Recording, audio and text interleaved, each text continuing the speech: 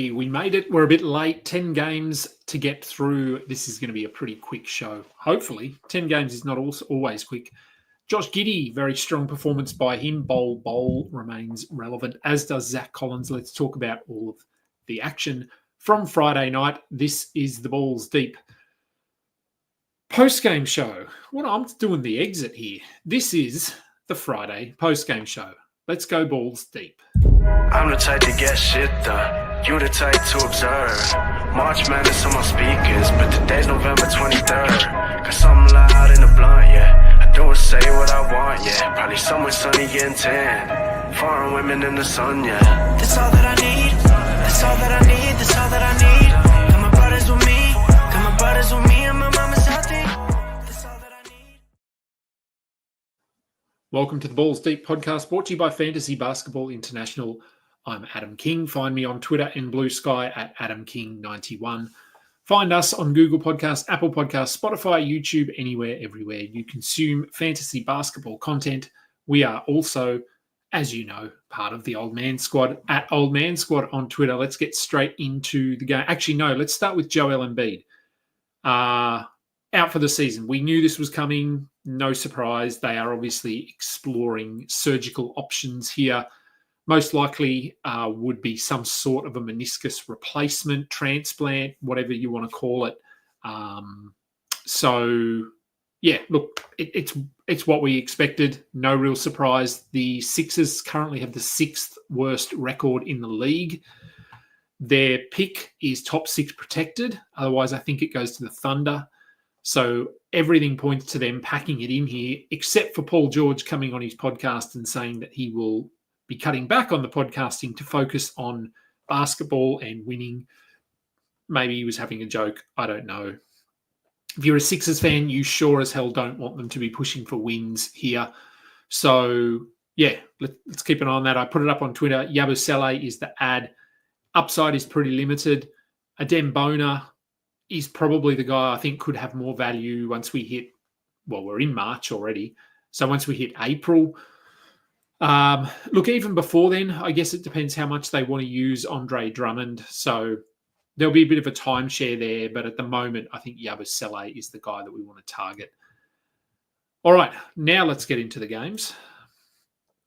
And as I said, this will be a pretty quick one. It's a bit later here. It's 6 p.m., so it's sort of getting ready for dinner. I wasn't going to do a show. I was out today, not really doing anything. I was just at a friend's place watching basketball.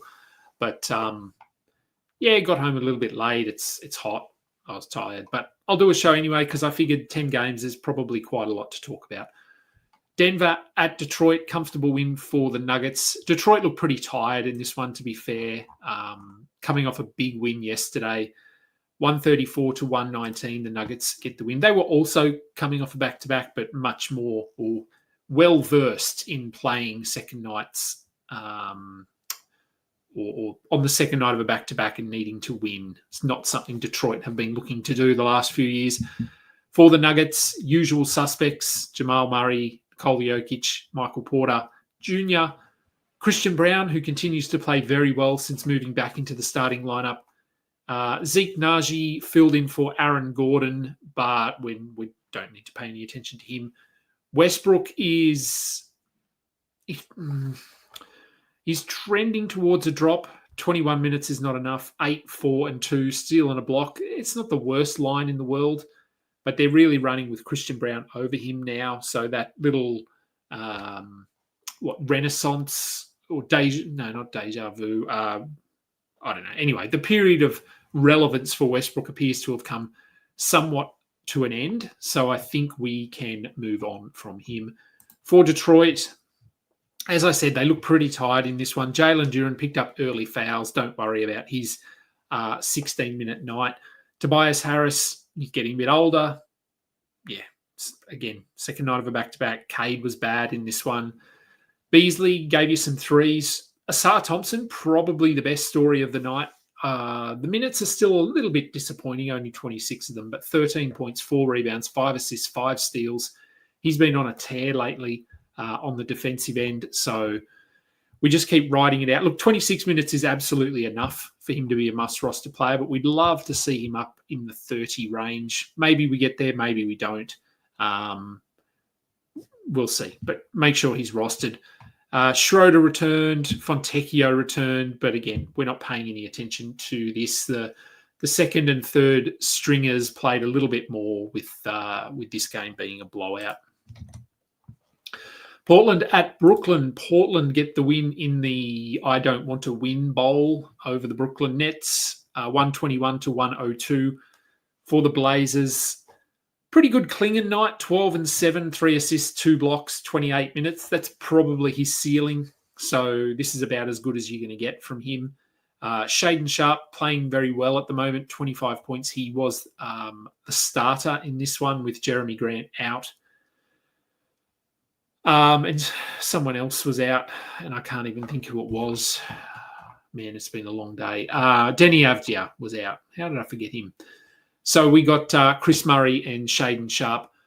Not really interested in Murray unless these injuries are, well, long-term or seemingly long-term. Tamani Kamara had 19, 3 and 4 with a steal. Simons had 14 points. He's been pretty mid the last couple of weeks. At this point, would we rather Sharp? Maybe. Scoot, 12 points. The 9 assists, the 3 steals are very good. The points will come. 27 minutes for him. Yeah, let's get over 30. At 27, I think he's still okay to roster. You don't have to, but you can. And Delano Banton, he's almost certainly going to be a silly season special, much like he was last season, 23 and 8. I'm not there yet on adding him, not until it looks like Jeremy Grant is going to miss more time. At the moment, this is just one game, so let's keep an eye on what happens over the next week. For Brooklyn, Cam Thomas returned. 21 minutes, 16 points, nothing else. It's probably what we were expecting from Cam Thomas. Look, encouraging. He's back. He started. 21 minutes is, even that's probably a positive. I sort of envisaged a situation where they only rolled him out for 15. So he played 21. Assuming there's no setbacks, he will ramp up from here. So, I think he's worth rostering in most leagues, even though he will probably sit back-to-backs and be a little bit limited moving forward. Claxton returned. He had 16 and 5 in his 23 minutes. Not the best night for him. Dayron Sharp also couldn't repeat his heroics from, 2 nights ago. 6 points, 7 rebounds, 1 block in his 19 minutes. He's obviously a very good stash. We saw that the other night. But when do we get there? Do we get there at all? I don't know. If you can afford to stash him, do so. If you can't, you're fine to move on. Killian Hayes, what world is this? 16 points, 4 assists, a steal, a block, 30 minutes. Until D'Angelo Russell returns, maybe we have to consider Killian Hayes. I'd also still consider Keon Johnson. He came off the bench but played 30 minutes, 10 and 6 with a steal. Zaire Williams, who had been playing very well, only 5 points in his 10 minutes. So we don't need to...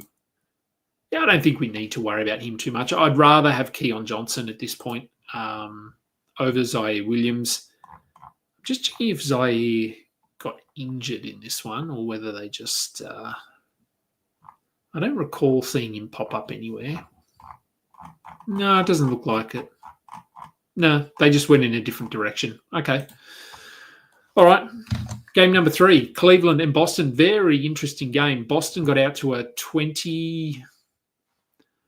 I want to say it was 25-3. I don't know if that was the lead. It was something like that. They were out big early, having a great time, enjoying themselves. Cleveland chipped away, took the lead in the fourth quarter and never relinquished it. They win in Boston, 123-116. Good win for the Cavs. And some interesting rotations in this one as well. So they closed the game without Jarrett Allen or Evan Mobley on the floor.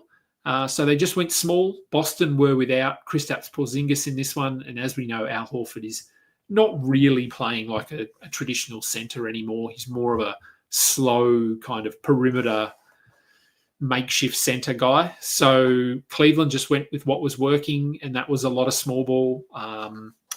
Donovan Mitchell was very good. Garland was very good in this one as well. The shooting not great, but he hit some big shots down the stretch. Max Strus, only 2 points. He's very up and down. He's in that points, threes streaming bucket that I talk about all the time. As for Jared Allen and Evan Mobley, look, Mobley was still pretty good. Only 29 minutes. He had 4 fouls, 17 points, 12 rebounds, and a block. So, yeah, it was simply a matchup thing. DeAndre Hunter, another points threes guy. He had 12 points with 3 threes. And Ty Jerome, who had been playing very well, 8 points, 4 rebounds, 3 assists, a steal, 2 threes. Look, that's not terrible. I don't think he's a must-hold player, but we have seen him take advantage of a number of different situations. So I think he is fine if you want to hold him, if you can afford to do so. For Boston, no Drew Holiday. He's out with a mallet finger, so that could be a few games. Kristaps Porzingis is simply sick, so I'm not expecting much of an absence for him. Jaylen Brown, Jason Tatum did all of the heavy lifting here. They basically got nothing from their bench unit. Or Al Horford. Look, as long as if Porzingis misses another game, Horford's obviously someone we look at.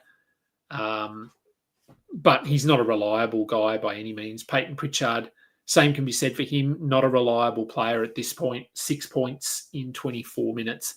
Luke Cornett, Torrey Craig, Drew Peterson all failed to score 6 points off their bench. So not usually an issue we see in Boston. So yeah, it was interesting. A Cleveland-Boston Eastern Conference final sure would be very interesting to watch. All right, OKC at Atlanta, 135-119 for the Thunder. They get another win. Okay, so we had Hartenstein moving to the bench in this one. They're going to do this. They're going to play with their rotations based on the opponent. Atlanta are not a very big opponent, so there was no need for the Thunder to go big. Hartenstein moved to the bench. He had 13 and 10, 6 assists, 2 steals, 1 block. Don't drop him, especially given the fact that Chet Holmgren played only 15 minutes before he left with an ankle injury. I'm pretty sure it was an ankle. Double check that. Yes, it was an ankle. Now, I didn't see this one because I wasn't at home watching League Pass, so I was just checking phones and stuff like that. So I wasn't able to get a good look at this injury. I'm not sure how significant it is, but we know that they will be cautious with him. So Hartenstein will likely just come back into the starting lineup. We had no Alex Caruso. He was out resting for this one, so we got a little bit more Kaysen Wallace, a little bit more Lou Dort. Dort, 20 points, fantastic, but we don't need to roster him or Kaysen Wallace or Aaron Wiggins. They're all streaming guys, but not players that have to be on a roster. Obviously, if Chet misses time, we get a little bit more of all of those players, but not enough, I think, to the point where we have to prioritize them and run out and get them. Oh, so Adam says here that Chet's injury didn't look good. All right, I'm actually just going to see if I can pull it up very quickly while I'm floating around here. Oh,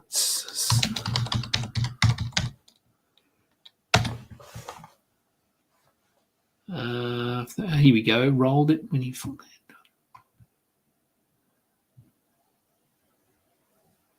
Dyson. Good old Dyson Daniels. He landed on Dyson Daniels' foot. So I'm just looking at it here. Oh, okay. So it was a weird one too. It wasn't even a landing one. It was a taking off one, which they are often worse from my experience. Yeah, when you are landing, you can actually, if you're coming down on both feet and let me close that up.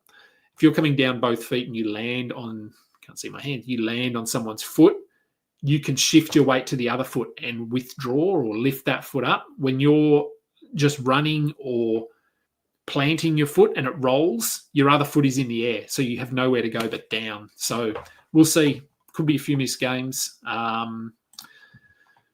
Good old Dyson, eh?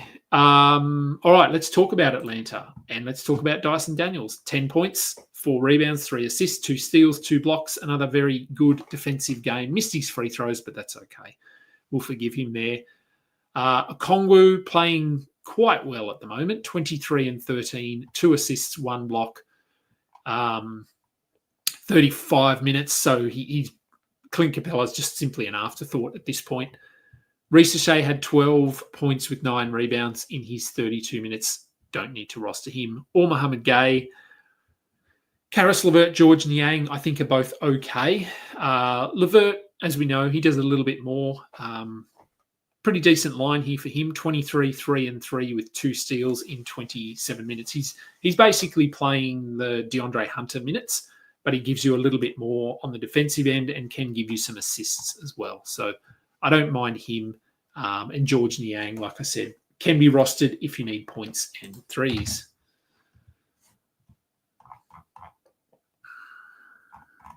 Okay, Knicks and Memphis. Knicks 114 over the Grizzlies 113. Now, I believe it was an OG Anunoby buzzer beater, maybe, to win this one. I was following along, but I didn't see exactly who did what at the end of the game. For the Knicks, Josh Hart, Karl Anthony Towns both played. Now, Towns 11, 7, 1 block, 31 minutes. Not a good game. He had foul trouble in this one. Look, he's playing injured, obviously, but the fact that he did play, I don't know whether we consider that a good thing or a bad thing. He was out there. Keep an eye on that injury report, though, just in case. Josh Hart also 5 fouls here, so that limited him to 29 minutes. 12 points, 4 rebounds, 6 assists, steal and a block. So decent enough for him. OG had 19 points, 1 steal, 2 blocks. The offense really comes and goes with him, but the defense is pretty solid with those guys all healthy. Well, as healthy as you're going to get when you play for New York. The bench guys, a little bit limited. McBride had 17 points in his 28 minutes, but he just played more because of Towns and Hart's injury woes. Mitch Robinson made his debut. Now, we're not rostering him. 6 points, 5 rebounds in 12 minutes. But what we are doing is dropping Precious Achiuwa. 4 minutes, 3 points. Don't need to be holding him unless we get word that Towns is going to miss time here with any sort of injury. I don't know if they would start Mitchell Robinson, maybe. But, yeah, so I'm okay dropping Precious Achiuwa at this point, but do keep an eye on the rotation just in case. For the Grizzlies, Zach Edey, 10 and 11, 2 blocks. Bain played through his injury, 24 and 12. Morant was good. Jaren Jackson, good. Aldama, what's that? Aldama had 9, 5, and 2, so one of his poorer games. I would still be holding him, though. He, as we know, he typically finds a way to do stuff. Brandon Clark had 11, 7, and 2 in his 17 minutes. Just a deeper league player, as is Luke Kennard, as is Vince Williams. When they're healthy, there's too many players. We know that. All right, Indiana at Miami. Good win for the Heat, 125, 120. Pacers, Halliburton playing well at the moment, 19 and 10, 4 steals. Nembhard, look, he had 11 assists. He had 2 blocks. This is what he was doing last year. If we think back to when he was sort of a top 80 range, something like that for a period last season. It's because he was doing stuff in different categories. That's what he can do. He certainly moved ahead of, well, Mathurin wasn't there, so that helped him. But Mathurin is going to miss a couple of games. He's ahead of Toppin. He's ahead of Shepherd quite clearly. So I don't mind taking a bit of a flyer on Nembhard, at least for a couple of games here. Neesmith, much the same. He can have opportunities, moments here. Am I grabbing him? Probably not. I think Nembhard just has that little bit more upside in the assists and the steals and things like that. So, yeah, I don't mind him. For Miami, Khalil Ware, 8 and 12 in 28 minutes. He's a bit up and down. He's in the Eve Messi, Zach Edey. Donovan Clingan's probably above those guys slightly, but same sort of range. Jaime Jaquez played 14 minutes. He left with an injury as well. So that meant Haywood Highsmith played a bit more. Duncan Robinson played a bit more. Alec Burks played 21 minutes. Rozier, what a story he is. 4 points in 11 minutes. I keep seeing him on my waiver wire and thinking, I'll just check in and see. Should I be adding him? And no, I shouldn't. No need at all. Davion Mitchell, if you need assists, if you need steals, he has some pretty limited value, but that's it. Toronto at Chicago. This one goes into overtime. The Bulls get the win, 125-115. We'll start with the Raptors, though. Jakob Poeltl, 22 minutes, still on a minute's limit, 10, 4, and 3 with 2 steals. So, look, obviously has to be rostered, but they're going to be very cautious with him. A good game for Scotty Barnes. He was efficient. He got defensive stats. He hits free throws. So, good night. Even RJ Barrett hit his free throws. He only took one of them, so that's probably why. Grady Dick had 13 points, 9 rebounds. Look, he's playing a lot of minutes, so I suppose he's probably going to be rostered in most leagues.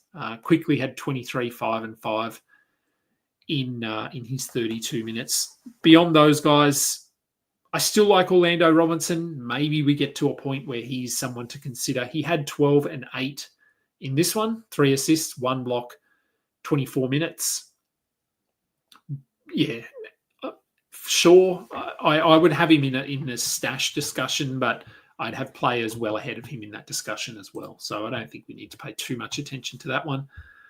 For the Bulls, Jalen Smith returned, only played 13 minutes. Now, coming off a concussion, is this because of the concussion? Is it just because they've realised that Zach Collins is a pretty good NBA player? I don't know what the mindset is here. I would just make sure Zach Collins is rostered at the moment, reevaluate on a game-to-game basis. Collins played 40 minutes. He had 15 and 13 with a steal and a block. Look, he's ceiling, to be fair, he's not top 50 or anything like that, but he can certainly be a pretty consistent top 100 player if he's playing meaningful minutes. Ayo Dosunmu returned as well, 11, 5, and 2 in his 23 minutes. Look, he didn't really impact anyone significantly here. The fact it was an overtime game makes the minutes look a lot better for these guys. Lonzo Ball, 14 points, 2 assists, a steal. The numbers aren't super exciting, but the fact that he played 34 minutes is a very good sign. Josh Giddey, is he the best player in the world? Of course, I'm not serious there, but playing very well at the moment. 19 points, 12 assists, 8 rebounds, 1 steal, 1 block. Absolutely a sell high. If you can do it, I would. Kobe White had 24, 4, and 3 with 4 steals. So he actually started this one very slowly. Kobe White got going late, helped them to the victory.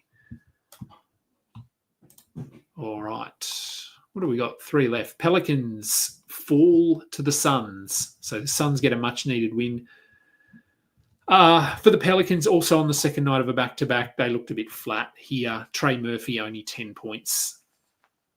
Olynyk returned. He had 11, 7, and 5 in 27 minutes.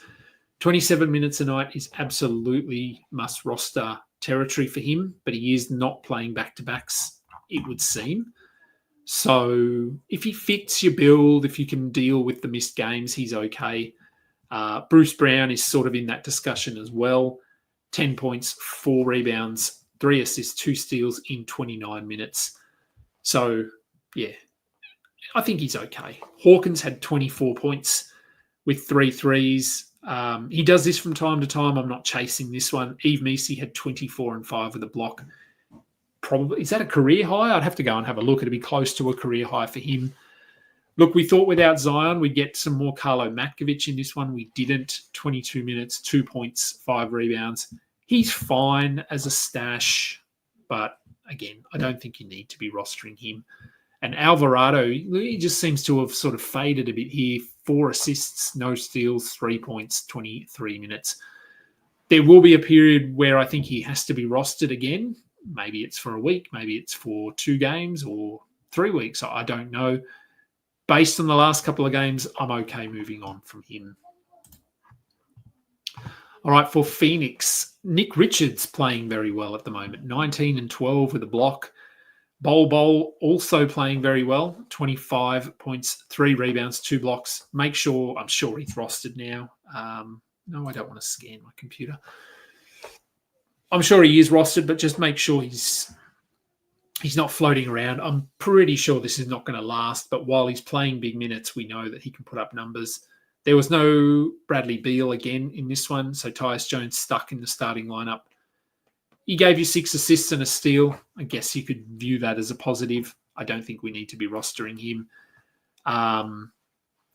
Royce O'Neal had one of his random offensive outbursts, 6 threes, 18 points, 3 assists. Again, not a priority. All right, Timberwolves. No Anthony Edwards. He was suspended for this one. Julius Randle still out. Rudy Gobert still out.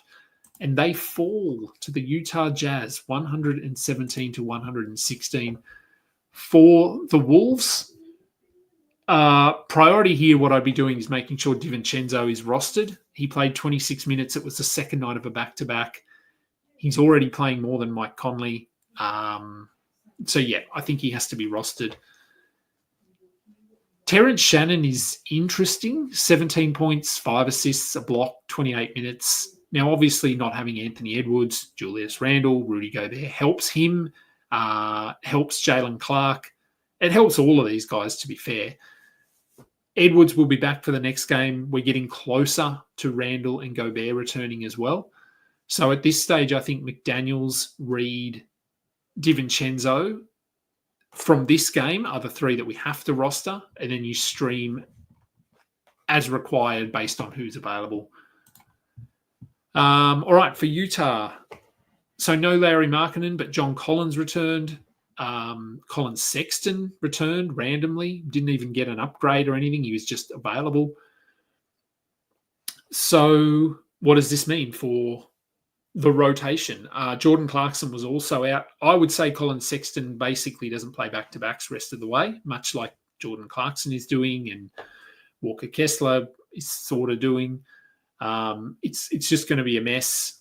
When healthy, you roster John Collins, Walker Kessler, Isaiah Collier, Colin Sexton, Keontae George, Larry Markkinen, of course. And then you, again, stream as late as you can. You just wait until we get the lineup or who's in, who's out.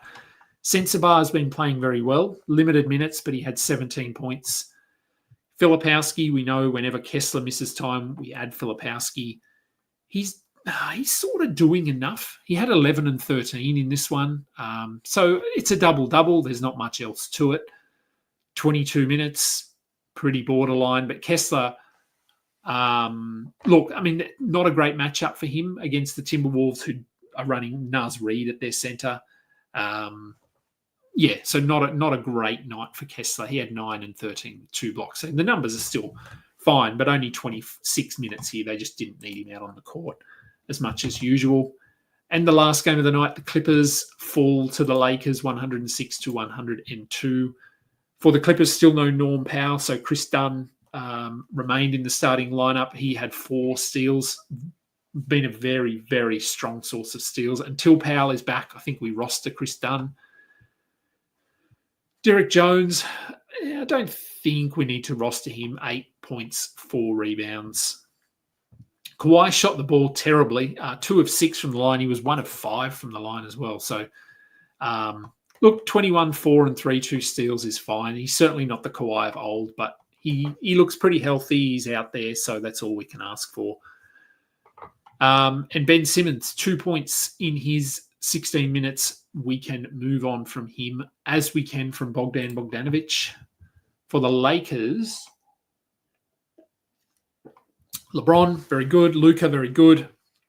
Reeves, 6 points, only played 9 minutes. He left the game with a calf injury. They are sending him for an MRI. I would expect missed time here. Let's pencil in a week. maybe. I hope he doesn't miss time because I have him on a lot of teams. But calf injuries, we know they can be tricky. If it's managed properly, he probably misses 2 weeks. Depending on the severity, could be looking at a month. But let's hope that it's nothing too bad and maybe it's a handful of games. Look, if he's out, it's just going to be a mishmash, I think, of Gabe Vincent, Jordan Goodwin, Dalton Connect, Jared Vanderbilt. Whatever the matchup calls for, they will run out different lineups. So I think, I don't think there's anyone we need to add if Reeves misses time. Not from this team anyway. Jackson Hayes had 5 points with 2 blocks. He is another player in that Eve Messi bucket. Finney Smith, on court, real life value far outweighs his fantasy value. So we don't need him in fantasy leagues, but he is certainly helping this team a lot on the court. Now, do keep an eye on LeBron James. Late in the game, he appeared to injure an oblique muscle. He stayed in the game. There was only about 16 seconds left. Did look to be in a bit of pain. He was reaching sort of down his right side. Right side, maybe? Maybe, I can't remember. Anyway, he was reaching one of his sides. He was down for a bit. He was wincing on the bench. So just keep an eye on this. Probably nothing, but yeah, he did look to be a little bit in a bit of discomfort. He did do an interview after the game and appeared and sounded fine, but he's obviously not going to let on. So yeah, do just keep an eye on the injury report just in case something pops up with that one. All right, let's do some very quick questions. Old man in a sea. Haven't seen you for a while. How am I doing? I'm all right. I'm just tired all the time at this point with my knee. But we'll get there. Alex, picked up Sharp after hearing Blazer while at shops. Not to say missed his performance. Don't shop at Coles. They don't want you. Yes, that is one of the downfalls of living in Australia, isn't it? The waiver wire, all the injury news comes while we're out doing our daily activities, not once we're home from work. I've been there when I've been at the shops at Coles usually as well. I'm too late setting my lineups and that sort of thing. So, yeah, I sympathise there. I'm glad you stayed awake, Galahad. Yes, I wasn't going to do a show, and then I just thought, I'll do one anyway. Any pickups with the Lakers with the Rui and Reeves injury? No, I don't think so. Yeah, I mean, Reeves, Jackson Hayes, I guess. I said it'll be Gabe Vincent, Trey Jameson, Jordan Goodwin. They'll all play a bit more, but I guess of all of those guys, Jordan Goodwin is intriguing. So if he gets to 25, 26 minutes, he'd probably be the one I'd take a flyer on. Yeah, probably him at this point. All right, question from Zip. Who do I prefer rest of season? Alvarado, Grimes, LeVert. You need assists, steals, and threes with okay field goals. I'd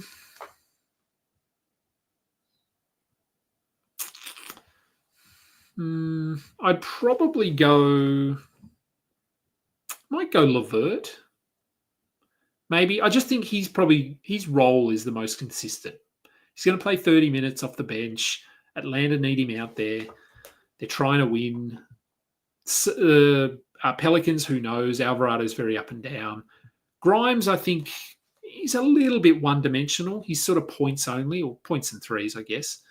Yeah, so I might go. I'd go LeVert or Grimes there, I think. No worries, Matt Carmody. Thank you for watching the show. What do I think of the Aussie kid the Warriors just signed, Armstrong? Look, he's a good player. He had a good season here. I don't think he's going to play very much, but hopefully there's some blowouts and he can get on the court. He's a very he's tenacious. Let's put it that way. So it'd be interesting to see how he goes. I haven't paid too much attention to him, but I've seen bits and pieces and read some things. Fighting for the last playoff spot in my league. Should I stream Yabusele for tomorrow or Jalen Smith for Sunday? I'd probably go Yabusele based on today. I mean, Jalen Smith only played 12 minutes.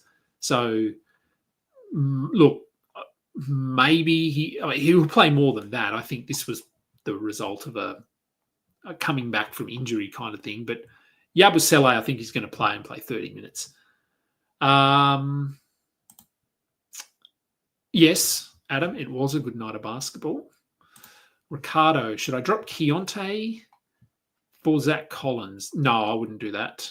I don't think so. I think Keontae will be fine. He wasn't good tonight. But thinking in a month, I mean, Vooch is going to come back at some point. Jalen Smith, I think, is still probably ahead of Zach Collins in terms of what they want to do this season. So, no, I probably wouldn't do that. Westbrook or Castle? I might go Castle there, only because I think he has a clearer path to minutes. As the Spurs get further and further into their tank, they might lean into Castle a bit more down the stretch, as we saw the other night. So, yeah, I think Westbrook's probably a little bit safer because we just know 20 minutes he's going to get you some rebounds, some assists, and we know who he is and what he does. Castle will have some really bad games, which he's had in the last week, but he's also had some very good ones. So if you can play with a bit of upside, I'd go Castle.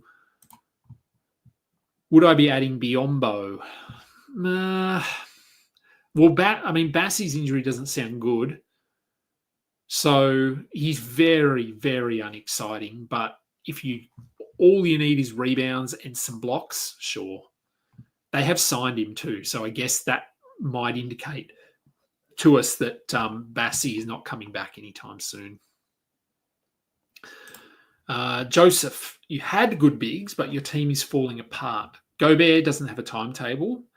AD and Ayton are out. Kessler and Mark are in and out. Team has more guard forward stats, but should I try to salvage big man stats off waiver wire or wait?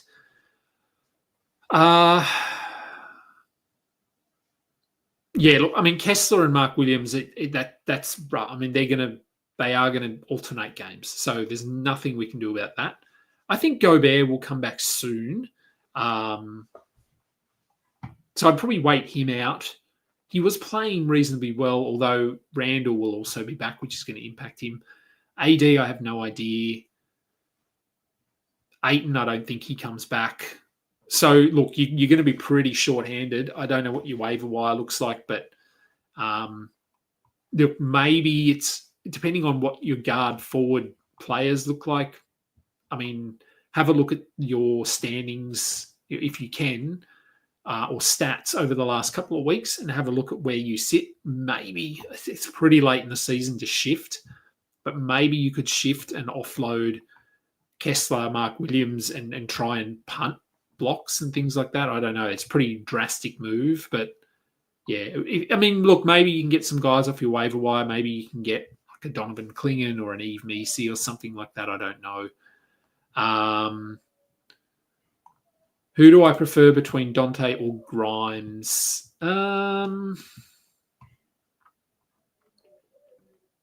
Maybe Dante.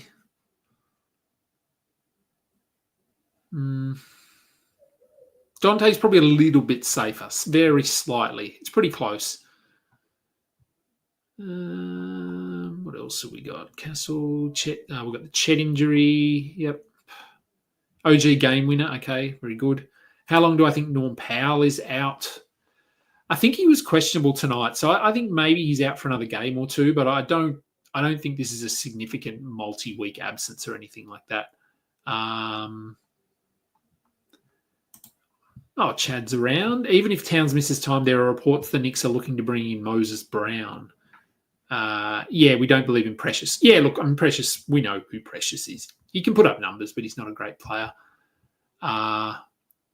Ware was benched at halftime for the Burks. Okay, that's interesting. That's matchup kind of thing, I suppose. All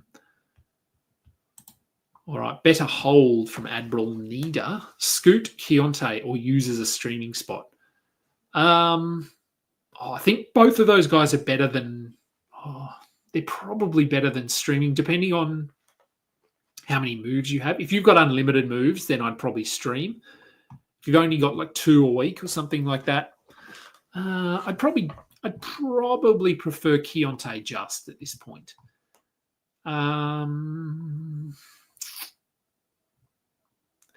No, Dunn is looking like Dyson Daniels Jr. He's not that good, is he? Is he going to win Defensive Player of the Year, Dyson? I hope he does. So when I do the shows during the week, old man and the sea is usually asleep. Oh, well, glad you're awake. I'm just awake. What am I looking forward to for when I visit LA? Well, not the heat. We're going to go to a Dodger game, so I think that'll be fun. I've never been to a baseball game, so that'll be good. That'll be an experience.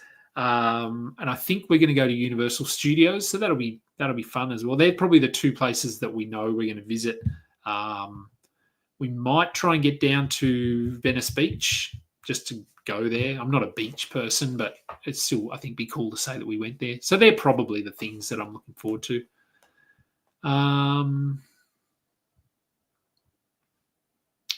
Old Man and Sea got the Rivendell Lego set. It is a very good set to build. Trust me, I've built it twice. It's one of those sets where it's potentially my favorite set. If you can put it somewhere, because a lot of the detail is in the back. So from the front, it looks spectacular, but a lot of the playability and detail is at the back. So, but it's big and it's hard to move and shift. So if you can put it on something that you can spin or in a spot where you can have 360 access to it, there's a lot of good stuff inside it. Sorry, it's not a Lego podcast. All right, let's just bang through these ones very quickly. Jabari Smith or Yabusele? Probably Jabari Smith.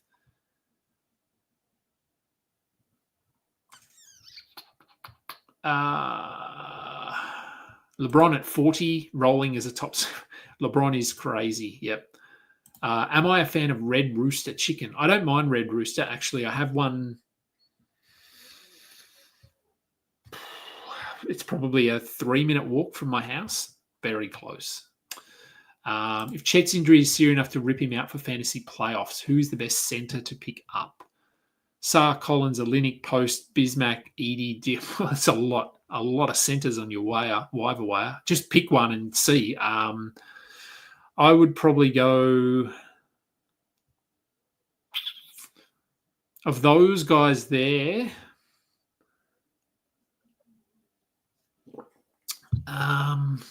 Saar he's very up and down. I would say probably not Bismack, not Post, not Diabate, not Drummond. So I'd go Messi, Edie, Saar. I just think they're going to play the most of all of these guys. Collins, who knows once Vooch is back, Olynyk's missing back-to-backs, the Warriors run a different rotation every night. Bismack just isn't very good. Diabate only benefits when Williams doesn't play. Drummond is old. Yabusele, I guess, might be another one there, but he's not a traditional centre. So he's not going to give you blocks like Chet is giving you. When will Pirtle's minutes restriction be over? A week, 2 weeks. They're not going to rush him at all, I don't think. 8-team shallow league. Looking for field goal percentage, rebounds, stocks. Who would I prefer? Keldon, Vassell, CP3 or Castle? Not Keldon. I don't think. Field goal percentage, rebounds. None of them are great for those categories, are they? Look, rebounds, it's probably Keldon, to be fair. Field goal percentage, none of them are great. Stocks, well, steals, it's probably anyone but Keldon. Probably Castle or Chris Paul would be my steals targets. Field goal percentage, look, maybe it's Chris Paul just because he doesn't shoot as much. So even if he's shooting 40%, it's on 8 shots, not 13 shots.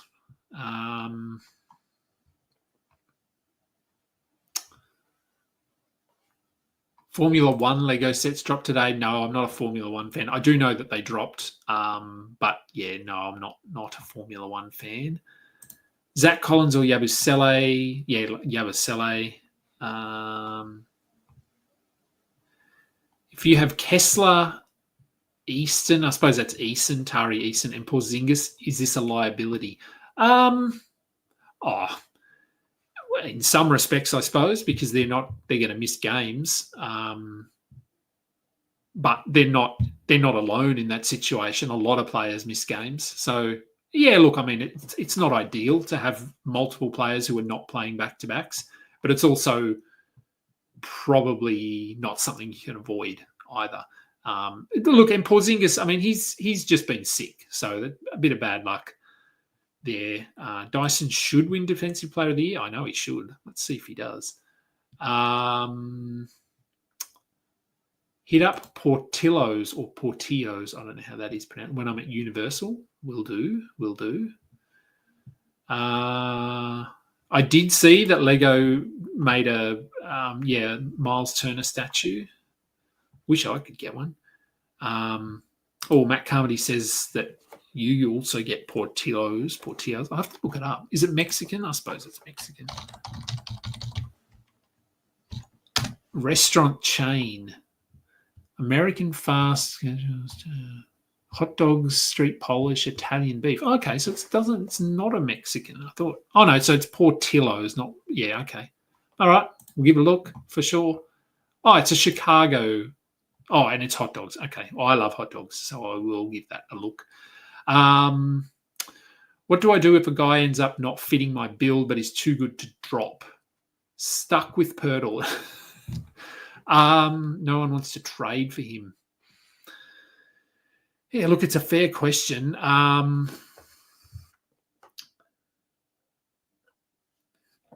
he's almost, I mean, you can't drop him.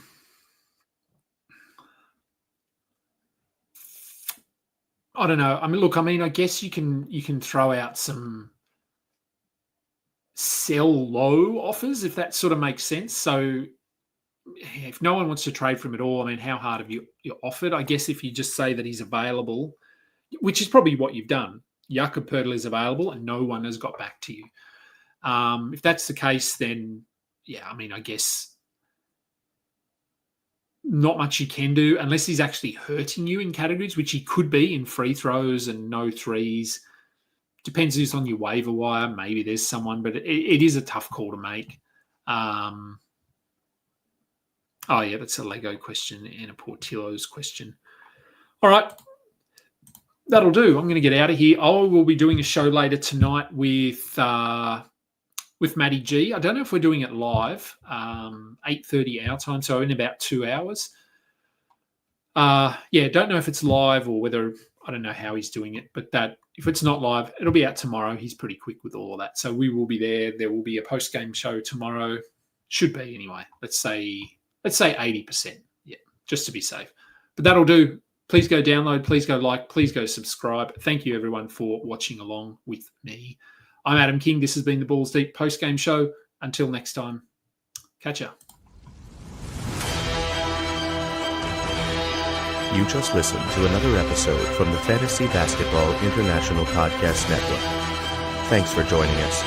And for more information about joining our community, please check out our website at FBI Basketball.